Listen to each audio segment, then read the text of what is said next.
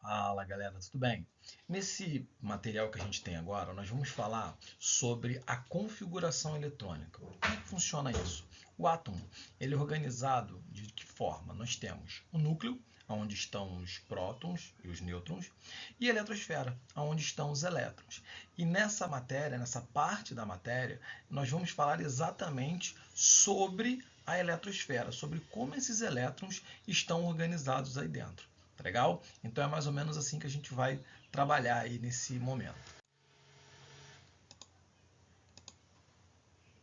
E quando a gente pensa na eletrosfera, ela está dividida, está organizada em 7 camadas eletrônicas, tá? Essas camadas estão ao redor do núcleo e quanto mais distante a gente tiver essa camada do núcleo, mais energética será a camada. Isso quer dizer, maior energia terá o elétron que estiver mais distante do núcleo. E quanto mais próximo do núcleo ele tiver, maior será a estabilidade, menor energia e maior estabilidade desse átomo. Quando a gente pensa nisso, a gente divide as camadas em K, L, M, N, O, P e Q, que seriam primeiro, segundo, terceiro, quarto, quinto, sexto e sétimo nível de energia. Isso é, conforme mais distante, maior a energia, traduzindo assim essa distância do elétron também relacionada ao núcleo.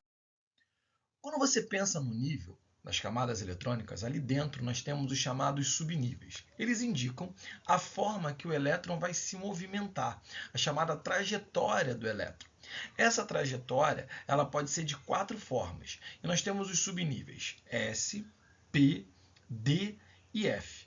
O subnível S ele possui no máximo 2 elétrons. O subnível P, 6. E o subnível D ele possui 10 elétrons e F no máximo 14 elétrons. Então a gente tem uma quantidade máxima de elétrons dentro de cada subnível.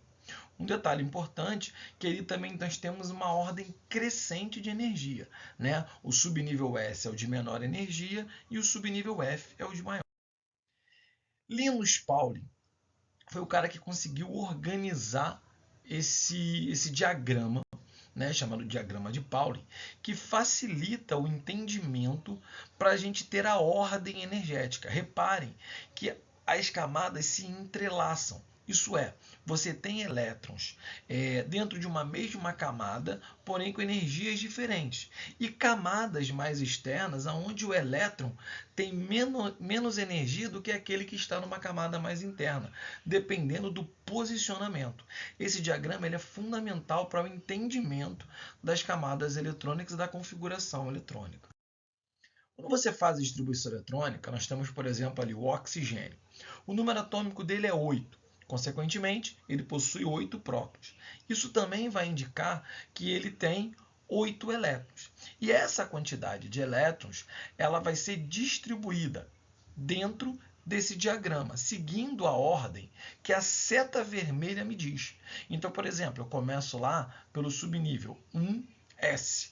Como ele cabe 2 elétrons, eu coloco 1s2.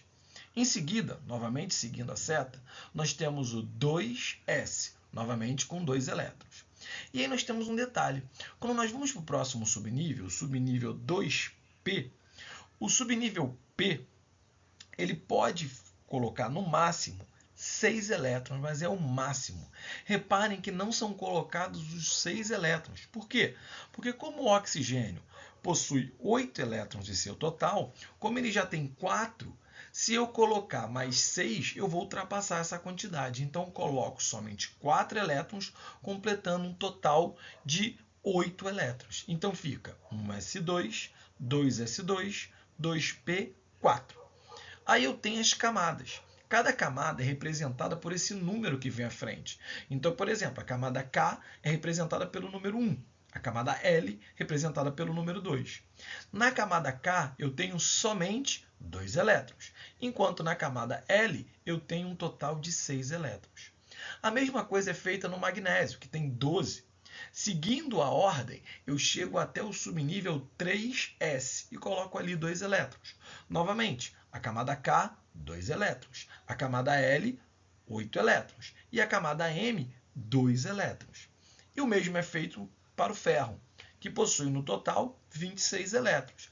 Reparem que, novamente, assim como aconteceu no oxigênio, o último subnível não está completamente preenchido. O D ele pode chegar até 10, mas são colocados apenas 6 elétrons. Por que isso acontece? Porque ele tem 26. Até o 4s2, nós temos 20 elétrons. Como eu só preciso de mais 6 elétrons, eu não vou colocar 10, senão iria ultrapassar. E eu tenho que seguir a ordem. A ordem não pode ser alterada. Logo, vai ficar 3d6. Novamente, fazendo a distribuição por camadas, nós temos K igual a 2, L igual a 8. Reparem que a camada M é dividida em 3 partes, 3s2, 3p6 e 3d6. Somando tudo isso, eu tenho 14 elétrons. E por último, a camada N, com 2 elétrons. Essa também é muito importante, assim como a L do oxigênio e a M do magnésio. Ela é chamada de camada de valência. É a última camada na distribuição de qualquer átomo, sendo ela a mais distante que está do núcleo. Tá legal?